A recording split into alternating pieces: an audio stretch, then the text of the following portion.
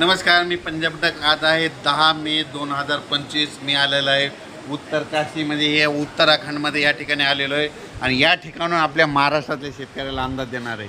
महाराष्ट्रातल्या शेतकऱ्याला सांगू इच्छितो की राज्यामध्ये ज्यांचे हळद असेल, कांदा असेल, तुम्ही काय करा की 11 तारखेपर्यंत काढून झाकून ठेवा. कारण की राज्यामध्ये 12 तारखेपासून जवळपास 12पासून 20पर्यंत राज्यात भाग बदलत पावसाळ्यासारखा पाऊस पडणार आहे, म्हणून हा अंदाज लक्षात येतात. पण राज्यातल्या सर्व शेतकऱ्याला सांगू इच्छितो की हा पाऊस मान्सूनपूर्व असणार आहे, म्हणून हे लक्षात येतं.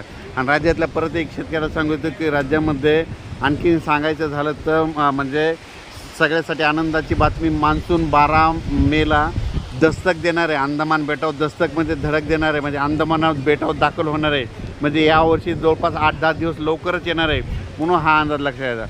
पण राज्यातले सर्व शेतकऱ्याला सांगू इच्छितो की त्याच्यानंतर 20-19 मेपर्यंत तिथं स्थिरावलेलं राहील.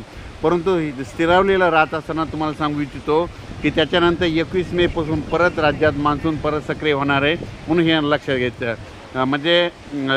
21 मेपासून अंदमान बेटावर परत मान्सून सक्रिय होईल.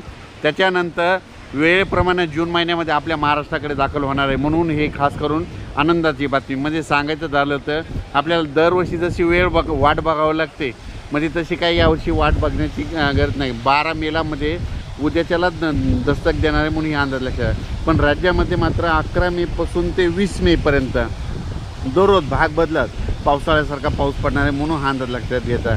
ज्यांची हळद असेल, ज्यांचा कांदा असेल, तुम्ही काय करायचा, काढून झाकण्याची तयारी ठेवा. आणि ज्यांच्या ऊसावाल्या शेतकऱ्यासाठी खूप आनंदाची बातमी, कारण की राज्यामध्ये काय झालं की यावर्षी ऊसासाठी पाणी कमी पडत आहे, म्हणून सर्व शेतकऱ्याला आनंदाची बातमी की ऊसाला तुमचे 2 पाणी वाचतील असा पाऊस पडणार आहे. ऊसाच्या सऱ्यामध्ये पाणी साचेल असा पाऊस पडणार आहे, म्हणून हा अंदाज लक्षात येतं. खास करून ही ऊस शेतकऱ्यासाठी आनंदाची बातमी म्हणून लक्षात येतं. पण हळद आणि कांदा शेतकऱ्यांना की विनंती की तुम्ही तुमचं जसे वेळ भेटेल तसा कांदा काढा. कारण की राज्यामध्ये जवळपास 30 मेपर्यंत असा दररोज 2-2 दिवस भाग बदलत आज या भागात, उद्या त्या भागात पाऊस पडतच राहणार आहे. ते मान्सूनपूर्व पाऊस असणार आहे, म्हणून हे लक्षात घ्यायचं.